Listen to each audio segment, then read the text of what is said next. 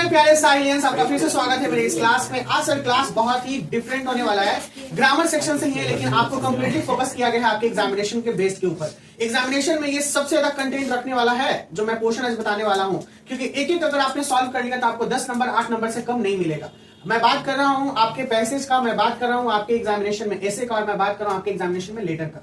सबसे first topic हम लोग पैसेज को क्लियर करेंगे, फिर हम लोग लेटर को देखेंगे और फिर हम लोग ऐसे की तरफ बढ़ेंगे।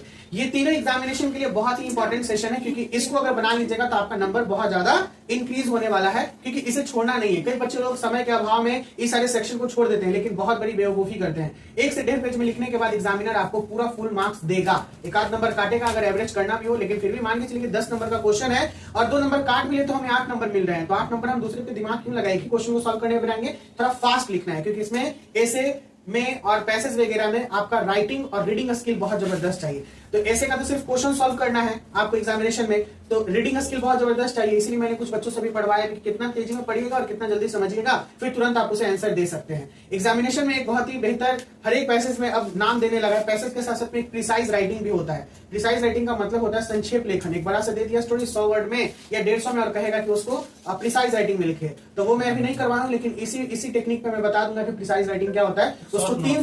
उसको 3 से डिवाइड कर देना है, यानी अगर 150 वर्ड का है तो 3 से डिवाइड कर देते कितना आ गया हम लोगों का, ठीक है ना, 50। तो 50 में ही सम अप करके उसको लिख देना है। एग्जामिनर फ्री में नंबर देता है, बांटता है कि बेटा तुम लेगा, बस आपको दिमाग होना चाहिए उस नंबर को लेने का। कई बच्चों लोगों को समझ नहीं आता कि प्रिसाइज राइटिंग बोल क्या रहा है, लेकिन आप लोग पढ़ रहे हो तो बिल्कुल जानकारी प्राप्त कर लिया हो कि सर हमें प्रिसाइज राइटिंग भी बनानी होगी। तो चलिए ना स्टार्ट करते हैं प्रिसाइज राइटिंग को और पैसेज को, कि कैसे सर हम लोग बनाएंगे, कैसे सॉल्व करेंगे। तो ध्यान दे देना है। यहाँ पर अभी मैंने अभी एक पैसेज दिया आप लोगों से और आप लोग लगभग सभी बच्चे बना लिए हैं, ठीक है, बस मैच कर देना है। पैसेज का मतलब भी होता है कि इसी में खोज के हम लोगों को बनाना है, ठीक है, हमें इसी में फाइंड आउट कर लेना है। लेकिन पैसेज पढ़ने का तरीका क्या होता है, जैसे बच्चे बोले कि सर थोड़ा सा हमको कुछ टेक्निक भी जानना है कि कैसे। हम लोग जानते हैं कि सेंटेंस के डिफरेंट पार्ट होते हैं। हमने सेंटेंस के एक सेंटेंस में हमने पढ़ा सर सब्जेक्ट होता है, प्रेडिकेट होता है, पहले पढ़ा था ना। फिर उसके बाद सर सेंटेंस हमने देखा ये 2 पार्ट था। सेंटेंस 4 प्रकार के हो गए, एक हो गया सब स्टेटमेंट, ठीक है ना, दूसरा हो गया इंट्रोगेटिव, तीसरा हो गया कमांड और चौथा हो गया क्वेश्चन। ये 4 प्रकार के होते हैं। क्वेश्चन का जो पूछने का तरीका होता है वो डिफरेंट होता है, स्टेटमेंट देने का तरीका डिफरेंट होता है, कमांड भी बोलने का तरीका डिफरेंट होता है, गो आउट, कम इन, ठीक है ना, इस तरीके के, और एक्सक्लेमेशन भी एक्सप्रेस करने का तरीका अलग होता है। मैंने सब चीज क्लियर किया है इस चैप्टर में। अब जब हम पढ़ेंगे तो वही सेंटेंस के टेक्निक को हम यहाँ पे इस्तेमाल करेंगे। अगर कोई स्टेटमेंट होगा तो कोई भी story it is like a statement, और उसमें सभी प्रकार के रहते हैं, जैसे क्वेश्चंस वगैरह भी रहता है, कमांड भी रहता है, सब कुछ रहता है वहां पे, एक्सप्रेशन वगैरह सब रहता है। Like a story it's mean a film. Film में जब देखते हो तो फिल्म स्टार्ट होता है तो बहुत सारे सीन आते हैं जिसमें एक्शन होता है, रोमांस होता है, कॉमेडी होता है, ठीक है ना, इमोशंस होते हैं, सब होते हैं। उसी तरीके से एक स्टोरी में कंप्लीट वो पार्ट रखा होता है। और हर एक स्टोरी में इमेजिन करते हैं कि मैंने पिछले क्लास में ही बोला है कि अगर इमोशनल सीन चल रहा हो, अगर उसमें हंसी आएगा क्या, नहीं आएगा, है ना। इमोशनल सीन में आदमी इमोशनल हो जाता है, यानी भावनात्मक रूप से एकदम कहते हैं कि जाइए क्या हो गया। जैसे कोई मर जाए, कोई दूर हो, लव में 2 पार्ट अलग हो जाए, लड़की मार दे दूठा पे, जब तुम्हारे पास हम नहीं आएंगे, दूसरे से प्यार करते हैं, तो ये सब इमोशनल सीन हो गया है, ठीक है। कॉमेडी वाला सीन, जाहिर सी बात है, जॉनी लीवर को आपने देखा होगा, बहुत सारे गोविंदा को देखा होगा कॉमेडी करते हुए, हंसी आता है, हाँ हम लोग कुछ भी या कुछ अलग तरीके से करते हैं, तो सब अलग अलग पार्ट है। तो यहाँ पे इसी में देखते हुए ढूंढते हुए चलते हैं कि अगर शायद वो सब मिल जाए तो कुछ बातें भी हो जाएंगी। कहता है Ali Baba was a poor woodcutter. Ali Baba एक गरीब लकड़हारा था। वुड कटर आपने देखा होगा, देखिए क्या लिखा है, लकड़हारा। आप लोग हिंदी में से समझते चलिएगा, हिंदी यहाँ पे दिया हुआ वुड कटर। फिर one day he went to a forest. एक दिन वह एक जंगल में गया। He saw some robbers. उसने कुछ डाकुओं को देखा, ठीक है ना, उसने कुछ डाकुओं को देखा। रॉबर्ट्स का मतलब होता है डाकू। He climbed up a tree. The robbers were 40 in number. जैसे ही वो डाकू को देखा वो पेड़ पे चढ़ गया, और जब डाकू को देखा कि कितने डाकू गए तो 40 नंबर में थे। कितने थे? 40 संख्या में डाकू थे। The robbers were 40 in number. They said, "Open Sesame." Roberts को जब उसने देखा तो वो एक गुफा के पास गया और कहता है खुल जा सिम सिम। ओपन सिस्टम का मतलब क्या होता है, खुल जा सिम सिम, ठीक है ना। क्या बोलेंगे, खुल जा सिस्टम, ओपन सिस्टम, खुल जा सिम सिम। कोई दिक्कत यहाँ पे। The door of a cave open. और फिर वो बाप रे, गुफा का दरवाजा ऐसे खुलता है। अब अली बाबा देख के एकदम सरप्राइज हो गया कि ये क्या है, तो कुछ जादू हो गया, इस पहाड़ का गुफा कैसे खोल दिया भाई।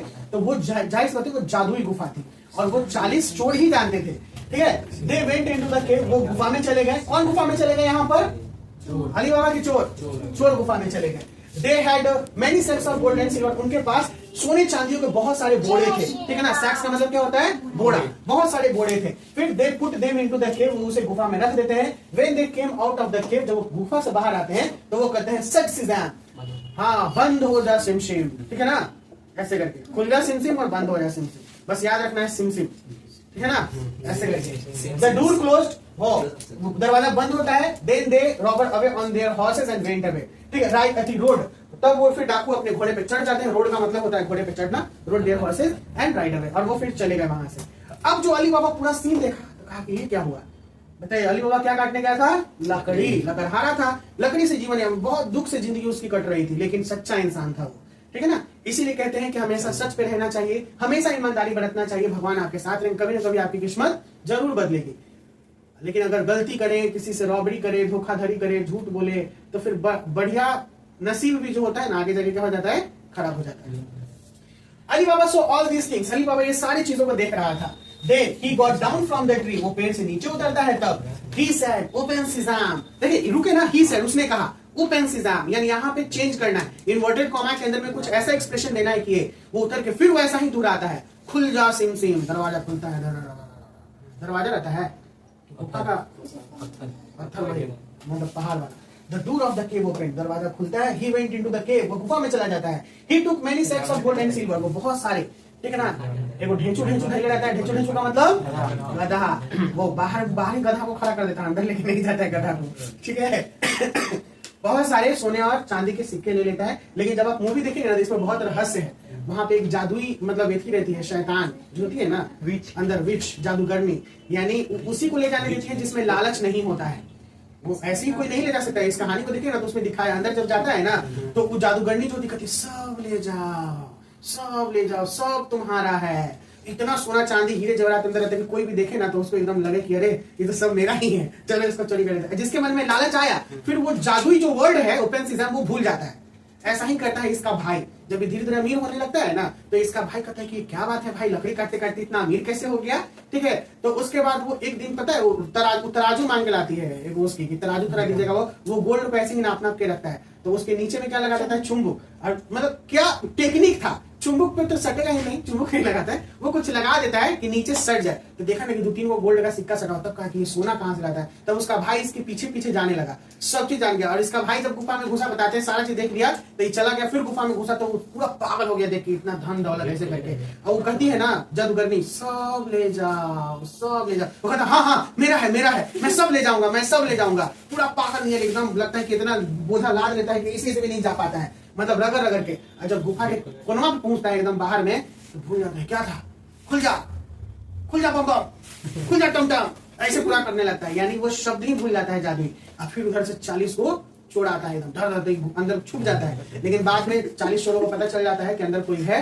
तो उसको मार देता है और जाके टांग देता है जहां से उसका सवार था। ये था कहानी। लेकिन यहाँ पर अली बाबा सिर्फ जाता है अंदर, सारा सोना ले लेता है क्योंकि वो सच्चा इंसान होता है, वो बोलता नहीं कि नहीं लेंगे, लेकिन फिर बाद में समझ जाती है वो जादूगरनी की नहीं, इसमें लालच नहीं है। तो फिर बाद में वही थोड़ा सा जितना इसको मन था उतना ले लेता है और लेकर फिर गधा पे रखता है, चल जाता है।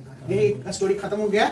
इस स्टोरी में सबसे पहला है हु वाज अली बाबा, तो ये पहला लाइन होगा, Ali Baba was poor root कर, सब बनाए हैं, चलिए ठीक है।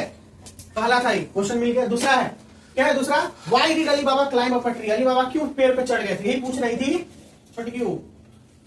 Ali Baba climb on a tree because he saw some robbers, ठीक है ना, यही है ना। Ali Baba climb up the tree because he saw some orders, या फिर डायरेक्ट आप यहां से भी जो पैसे थे उसी के according, he saw some robbers he climb up the tree, ये दूसरा नंबर हो जाएगा, ठीक है ना, अकॉर्डिंग टू द पैसे बदल कर ले सकते हैं, ऐसे ले सकते हैं, दूसरा नंबर हो गया, ये लिखी थी, ठीक।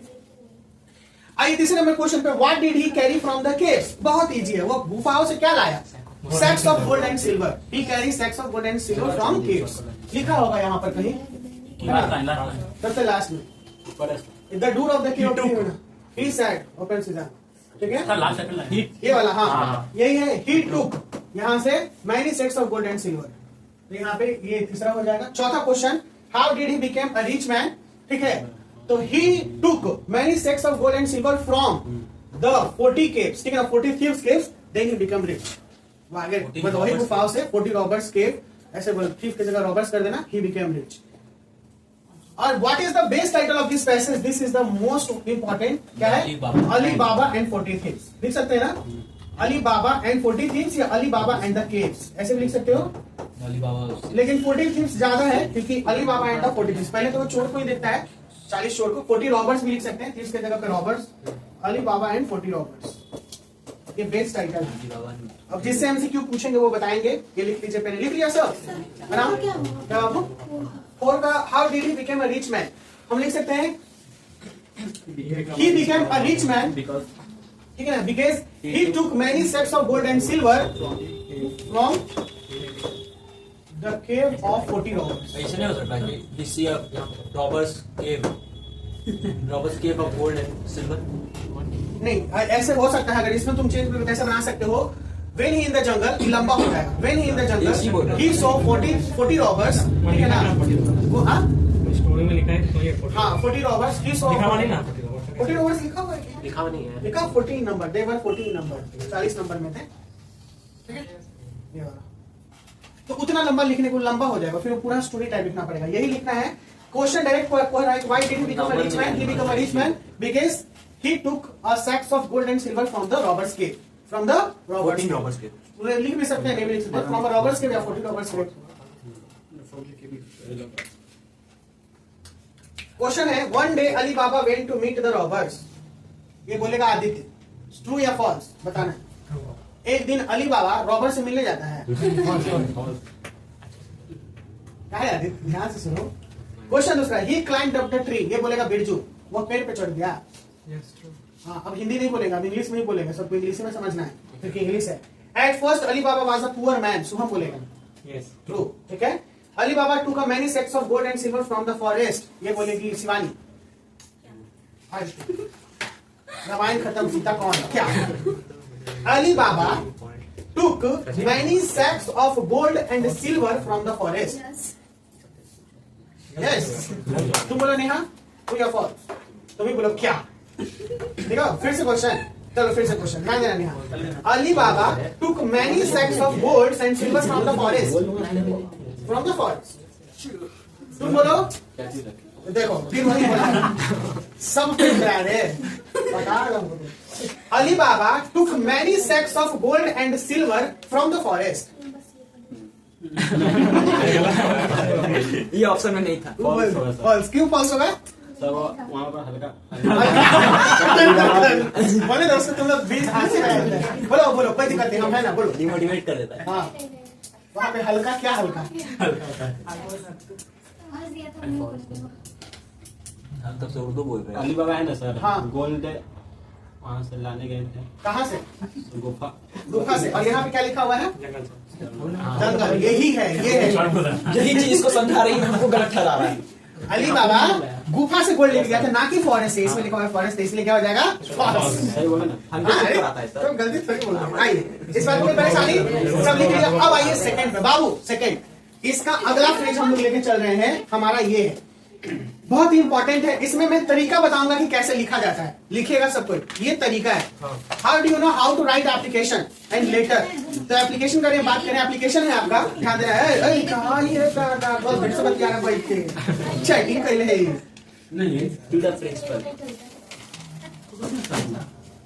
एप्लीकेशन फॉर लीव, छुट्टी के लिए आवेदन पत्र, ये दुनिया का सबसे इंपॉर्टेंट एप्लीकेशन होने वाला है, क्योंकि अगर हम जॉब में जाएं, हम स्कूल में जाएं, हम कोई भी कार्य करें, अगर हमें छुट्टी चाहिए तो एप्लीकेशन देना पड़ता है। आजकल तो सीधे सर आज नहीं हुआ या फिर कोई और भी स्कूल में देना चल गया। स्कूल ऑफिशियल जगह पे लेटर मांगता है कई जगहों पे। अगर बॉस से बहुत अच्छा बनता है आपका, बोल भी सकते हैं, बॉस मान जाएगा, लेकिन एक ऑफिशियल लीव चाहिए। एज ए गवर्नमेंट ऑफिस में भी लीव देना पड़ता है लिख के, ठीक है ना, ये सारी चीजें। एप्लीकेशन अपने विद्यालय के प्रधानाध्यापक या प्रधानाध्यापिका को लिखे जाते हैं। इसमें 4 भाग होते हैं, मैं बताऊंगा 4 भाग कौन कौन होते हैं, ध्यान दीजिएगा। Write an application to the head master of your school to leave on the ground of your illness, यानी आप बीमार हैं और बीमारी के लिए अपने प्रधानाध्यापक या अध्यापिका को पत्र लिखना है और छुट्टी मांगना है आपको। तो कैसे लिखना है? सबसे पहले ये फर्स्ट पार्ट है, ए, ध्यान रखना है, this is the first part, ठीक है ना, ये वाला यहां तक, this is the first part. To the head master या टू द प्रिंसिपल, समझ में आ रहा है? ये स्कूल का नाम लिखना है, जो भी स्कूल है आपका नाम लिख लीजिएगा अभी प्रेजेंट में, और फिर यहाँ पे एड्रेस, थ्रू का मतलब किसके द्वारा, द क्लास टीचर, क्लास 7, और आप लोग अपना लिख लीजिएगा क्लास 12 ऐसे करके। अब बी पे आते हैं। सर ये जो होता है ग्रीटिंग होता है, ठीक है ना, सैल्यूटेशन ग्रीटिंग है। सर या मैडम जो भी हो ये लिख देना है, क्योंकि उसमें डियर हुआ नहीं लिखते, डियर रिलेशन वाला में लिखते हैं। डियर सर डियर मैडम लिख दीजिएगा तो फिर बवाले हो जाएगा, ठीक है ना। हाँ रेस्पेक्टेड लिख सकते हैं या फिर सर भी डायरेक्ट Respected teacher. हाँ आदरणीय। C S subject application for sick leave, sick का मतलब बीमार के लिए हमें क्या देना है, आवेदन देना है। एकदम प्रिसाइज और बहुत शॉर्ट है भैया। डी I have to state that, ये स्टेट करना है, ठीक। I have to state that I have been suffering from fever from one night. Sir मैं ये कहना चाहता हूँ, स्टेट का मतलब होता है कथन। सर मैं ये कहना चाहता हूँ कि मैं कल रात से बीमार हूँ, एक दिन से मैं बीमार हूँ और वो बीमारी का वजह क्या है, फीवर यानी बुखार लगा हुआ है। I therefore request you to grant me sick leave for 5 days from 20 to 25 अप्रैल 2024। और इसीलिए मैं आग्रह करता हूँ, रिक्वेस्ट का मतलब क्या होता है, आग्रह करना। मैं आग्रह करता हूँ कि मुझे इस बीमारी के लिए 5 दिन की छुट्टी दी जाए, ठीक है ना, 5 दिन की छुट्टी दी जाए। कहां से, 20 से 25। तो आप लोग अपना जो डेट होगा वो डेट डाल दीजिएगा अभी का, और जो समय चल रहा है वो, ठीक है ना। और सबसे लास्ट में है 20 अप्रैल 2012। और उसके बाद इधर है yours faithfully F Ramesh Chandra, जो भी आपका नाम है, क्लास और रोल नंबर लिख दीजिए, ठीक है। नहीं लिखना है, नहीं नीचे नहीं लिखना है, नीचे हम समझाएंगे। चलिए फटाफट कीजिए तो एकदम अपने पैटर्न में बोलो ना। कब देंगे एप्लीकेशन, बीमारों से पहले के बीमार होने के बाद?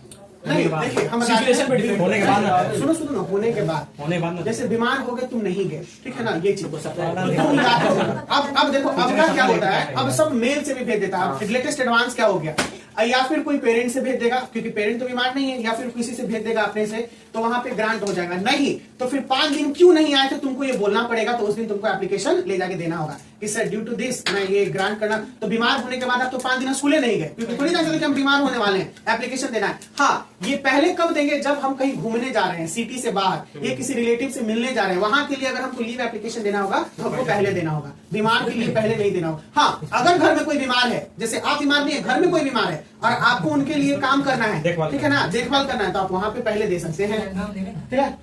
बोलो ना। वो एक लाइन में होगा, आप इधर इधर करके। नहीं ये सब अब पता है, अब सबको इधर ऐसे कर देना है। अब नया फॉर्मेट बन गया है, तो पुराना है, यानी सबको आपको लेफ्ट साइड में ही रखना है, टोटल ऐसे फॉर्मेट में। तो कहिएगा सर ऐसे फॉर्मेट में कैसे, तो जो इधर वाला है ना हम इधर कर देंगे बस। सर हमेशा तो ऐसे ही तो था, हाँ? हमेशा से ऐसे ही था।